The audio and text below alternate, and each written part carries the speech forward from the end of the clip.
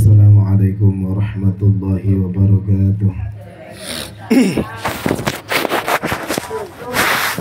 Bismillah walhamdulillah wassalatu wassalamu ala rasulillah sayyidina wa maulana Muhammad ibnu Abdullah wa ala alihi wa ashabihi wa mawalah. Wala rabbi syarah li sadri wa yassir li amri wahlul 'uqdatam min lisani yafqahu qawli. Subhanaka la ilma lana illa ma 'allamtana innaka antal alimul hakim. Rabbana atina min ladunka rahmah wa hayyi' lana min amrina rasyada. La hawla wa la quwwata illa billahil 'aliyyil 'azim. Amma ba'du, hadratul muhtaram, para bunyai, para ustadzah, para ibu-ibu, wabil khusus wahibul bait, ba'dutusul warga rahimana wa rahimakumullah. Syukur alhamdulillah pada sore hari ini, di hari Kamis malam Rabu ini perubahan pertama kita melaksanakan majelisan ya. Matur muga saya saged istiqomah, matur muga niki termasuk amalan sholihah, ngaos niki termasuk ibadah yang insyaallah diputrani kalian Allah Ta'ala. Salatullah salamuhu marilah kita haturkan kepada junjungan kita Nabi Muhammad sallallahu alaihi wasallam. Matur muga saya diakui umat kanjeng Muhammad dan saya azam syafaat kanjeng Muhammad. Amin amin Allahumma amin.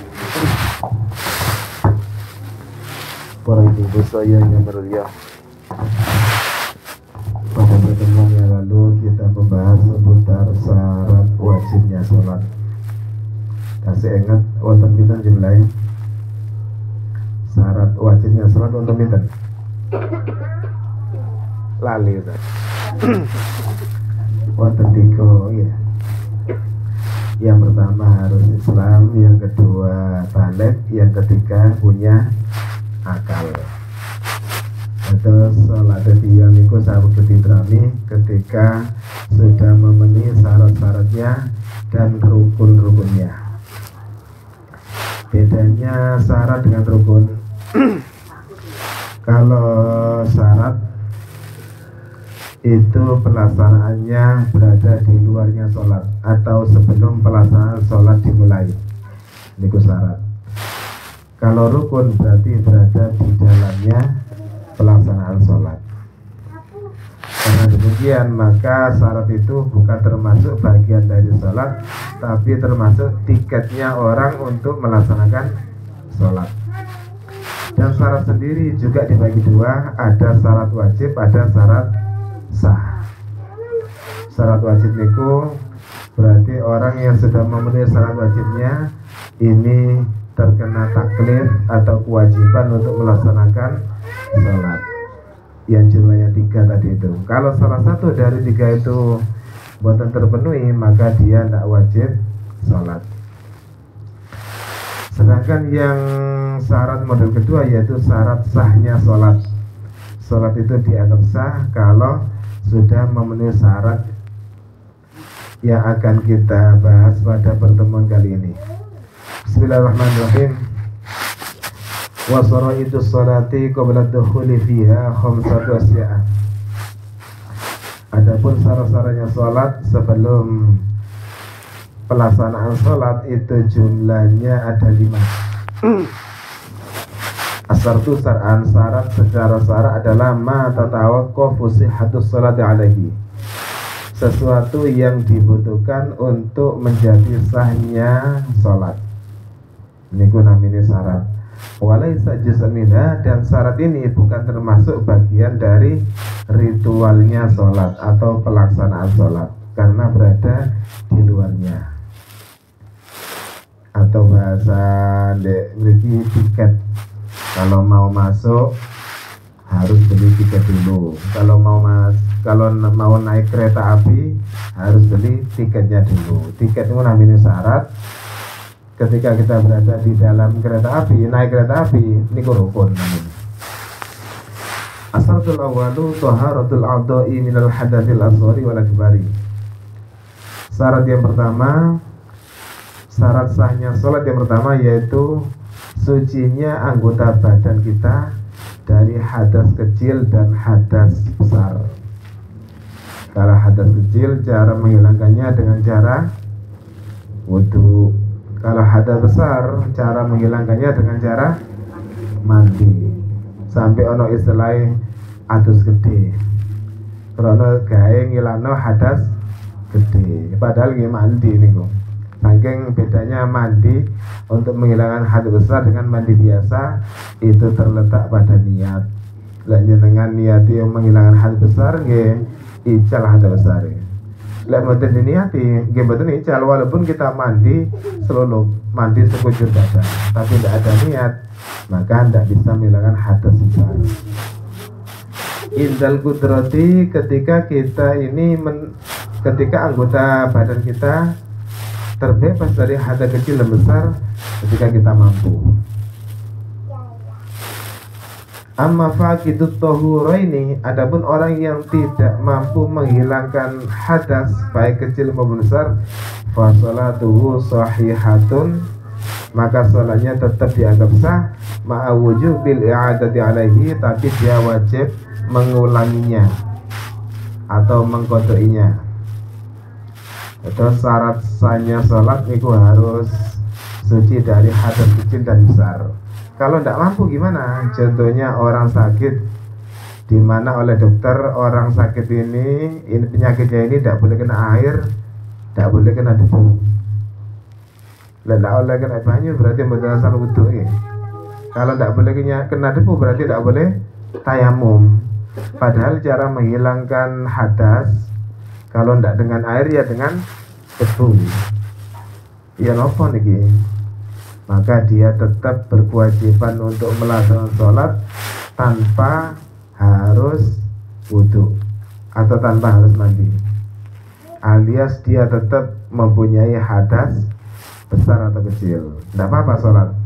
Tapi nanti ma'awuju bil i'adati alaihi, dia tetap berkewajiban untuk mengqadainya di luar waktu itu. Kalau sudah sembuh dari penyakitnya, dia tinggal menghitung berapa hari dia itu sholat tanpa wudu. Kalau sembuh maka wajib mengqadai. Kalau ditakdir nusewu meninggal dunia, dia tidak wajib mengqadai karena waktu dia sakit terus dia sholat dalam keadaan punya hadas, itu istilahnya darurat atau ada uzur.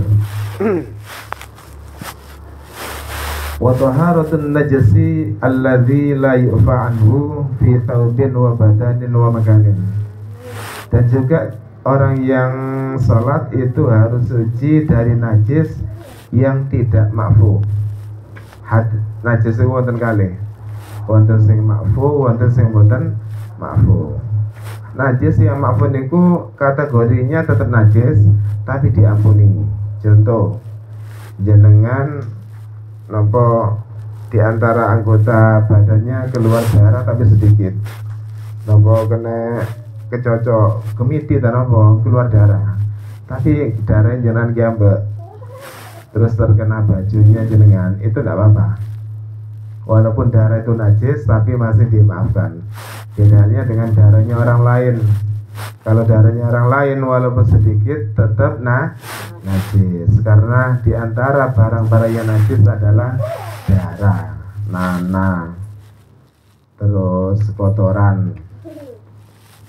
kotorannya manusia maksudnya, atau kotorannya hewan yang kotorannya hewan baik yang boleh dimakan maupun yang tidak boleh dimakan tetap najis semua.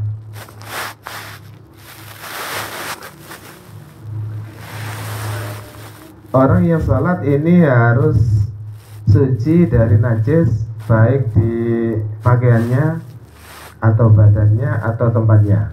Ada tiga nih, pakaian kudu suci, badannya kudu suci dari najis, dan tempatnya harus suci. Kalau salah satu dari tiga ini ada yang najis, maka sholatnya dianggap boten sah karena boten memenuhi syarat. Karena syarat saya sholat harus suci dari hadas dan juga harus suci dari najis. Untuk pertemuan kali ini kita bahas seputar syarat sahnya sholat yang pertama saja. Nanti di pertemuan lagi kita bahas yang nomor 2, 3, 4, sampai 5. Yang pertama ini yaitu harus suci dari hadas baik kecil atau besar dan dari najis. Ini barangkali ada yang mau dimusyawarahkan, monggo dalam maturi dalam buka pertanyaan. Monggo sembari nangis.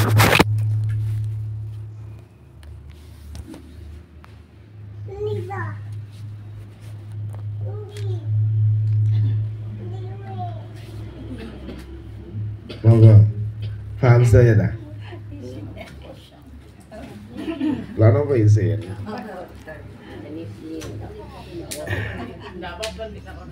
Karena pembahasan yang kedua ini panjang, jadi dilanjutkan pada pertemuan yang akan datang mawon.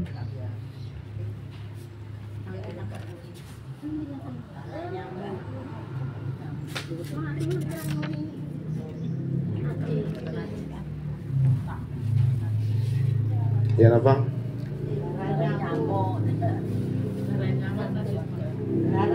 Kalau jenengan bisa memastikan nyamuk itu dari darah jenengan gamba, asalkan bukan kada, walaupun darah kita tapi banyak, kita tetap najis. Ini nyamuk panci bukan saged dideteksi ya. Iki nyakut aku tok apa ambek liyane apa karonan. Nek saged ya napa dihukumi najis mawon, karena kita tidak tahu. Seperti karonan nyakote, mari nyakotiko. Darahnya orang banyak nanti. Dede apa bu? Haram ya, barang-barang najis. Makan barang najis kalau tidak ada uzur itu haram hukumnya. Salah najis ya haram. Kecuali dibuat obat di mana tidak nemu obat malih. Mantun berobat yang putih-putih ndak plus guys. Akhirnya ada yang memberikan rekomendasi mangan dede. Dede niku darah yang dibekukan sehingga menjadi semacam daging ya. Kayak apa ya? Kayak ati ya lang. Dia tetap najis sebenarnya. Tapi kalau tidak ada lagi ad-darurat tubihul mahzurat, sesuatu yang haram karena ada uzur maka diperbolehkan. Bahkan ketika jenengan niku kelaparan, contoh jenengan naik kapal laut, mari ngoten terjadi ombak besar terus tiba soyo, akhirnya naik napa? Naik pohon-pohon yang ikut jatuh juga atau kayu, sehingga tidak ada lagi yang dimakan. Sampai beberapa hari tidak makan apa-apa, ternyata ada yang ngambang di depan kita, batangnya bete. Ya apa nih kok? Perkiraan jenengan aku tidak mangan iki mati. Lek mangan ya apa iki batang. Maka makan bangkai yang asalnya itu hukumnya haram menjadi wajib. Bukan halal loh, bukan sekedar halal, tapi wajib. Karena tujuannya untuk menyambung nyawa. Tapi sekedarnya sak cukupi mawon, ndak usah embo-embo ya.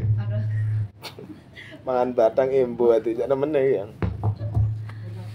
Semampunya, secukupnya, sekiranya untuk nyambung nyawa istilahnya.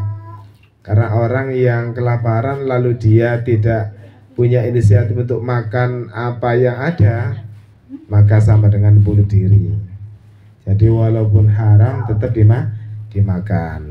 Niku namine hukum itu asale haram iso dadi wajib. Contohnya semacam itu. Kalau kepiting itu Sesuatu yang hidup di dua alam niku termasuk kategori hewan yang tidak boleh dimakan. Kira-kira kepiting niku hidup di dua alam apa boten? Dua alam ya. Karena dua alam boten asal berarti. Tapi kalau nanti mireng keterangan kepede niku masih khilaf. Ada yang memperbolehkan, ada yang mengharamkan. Terus kita harus ikut yang mana? Kalau kita ini sebagai orang yang hati-hati, lebih baik ikut yang tidak memperbolehkan. Niku namanya ihtiyaton. Luwe ngati-ngati dumateng hukum. Tirase wonten kaidah al-khuruju minal khilaf mustahabun. Keluar dari perbedaan ulama, ono sing haram no, halal no, niku hukumnya sunat jenengan. Dadi jenengan ketika memilih mboten dahar apa yang diperdebatkan ulama tadi itu, contohnya kepiting tadi itu ya, maka jenengan oleh ganjaran. Al-khuruju minal khilaf mustahabun. Keluar dari perbedaan pendapat dua ulama niku hukumnya sunat, sama dengan nyambe. Seberapa nyambe bu? Nyambe itu ono sing ngolen, ono sing ndak. Sing ndak ngolen no, karena nyambe bisa hidup di dua alam. Ono di banyu kuat, ono di daratan kuat. Kayak buaya ya nopo. Kalau buaya bukan karena dua alam, tapi karena bertaring. Karena tertaring ya, untune koyo medeni ngoten nggih. Atau buaya itu bukan karena hidup di dua alam, tapi karena taringnya, sama dengan ular ya. Bahkan lebih beratan buaya ketimbang ular. Lek buaya darat ya apa?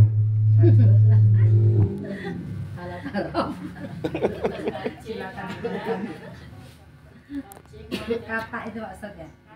Kalau kata memang nopo menjijikkan niku. Dan di dua alam juga kata niku. Kata kali ndak, pandangannya itu secara umum Mbak. Mboten aku masih nang apa nang tebelek ndak jijik aku. Iya sampean tok liyane jijik kabeh. Jadi pandangan itu secara umum, bukan pada per individu orang. Kalau kata terus kadal itu memang dua alam semua niku. Saged napa saged hidup di air bisa, di darat juga bisa. Lek kados napa jenengan lo? Luwak. Luwak niku dahare napa, Bu? Luwak kali bajing niku sami mboten? Sing dahare napa? Buah-buahane napa namanya? Bajing. Luwak napa bajing? Bajing. Oke, luwak kali bajing, mboten napa-napa niku. Sing mboten asal itu garangan. Garangan itu bertaring dan makannya ayam nggih. Lek luwak kali bajing, napa? Mboten dar petik purun. Buah-buahan nggih. Pokok ciri-cirine hewan sing asal di darat niku makannya bukan hewan kanibal. Omnivora nggih. Oh karnivora. Makan bukan termasuk hewan yang buas. Ciri-cirinya seperti itu. Bajing ambe luwak niki bingung kula bedakaken. Sami ada sing mirip ta? Wonten taring napa mboten, Bu? Lek wonten taringe mboten asal. Tapi lek luwak niki panci dare nyolongan napa? Luwak. Nggih, Petik pisan. Mboten asal. Nggih. Sing mboten apa-apa niku kancil. Kancil biasa mangan timun nggih. Terus itu sejenis nyambe ngoten niku. Mboten apa-apa. Kalau anjing memang divonis, selain memang bertaring, anjing itu memang divonis masuk kategori hewan yang najis. Hewan yang divonis najis itu wonten kali, wonten babi, wonten anjing. Kalau babi itu nasnya ada di Al-Quran, kalau anjing nasnya ada di hadis. Hurrimat alaikumul maitatu wadamu, diharamkan bagi kalian al-maitatu batang, wadamu darah, walahmul khinzir babi, dagingnya babi mboten asal. kata di Bali nggih. Di apa itu? Di Jojo nggih. Di pasar akeh. Nggih, kadal masuk 2 alam, Bu. Kecuali dibuat obat yang haram menjadi halal. Itu pun dengan catatan tidak nemu obat malih. Nah, duwe obat liyane mboten asal. Itu pilihan terakhir. Lagi nyampe iku sing khilafani kok nggih, wonten kalih. Ada yang memperbolehkan, ada yang damel obat saged kan? Oh nggih. Tambah sae. Tapi tokonya Nggih, kalek mboten mangke malih, mboten napa-napa. Sama dengan orang perempuan yang mau melahirkan niku lek saged mados dokter istri. Mboten mangke malih. Akhirnya dokter kandungannya jaler. Ndak nemu maneng. Atau ada dokter kandungan perempuan tapi ndak pati beres jarene nggih. Ndak cocok, ndak pati beres, malpraktek. Maka boleh laki-laki. Tetap yang diutamakan itu yang satu jenis. Pun langsung ngelingkai. Ih, babi apa kok melayu teng nyampe barang, Bu? Sampun nggih? Punjab asal alhamdulillah matur muga ngaos kita walaupun sekedap niki saged dados ilmu manfaat barokah fid dini wa dunya wal akhirah. Al-Fatihah.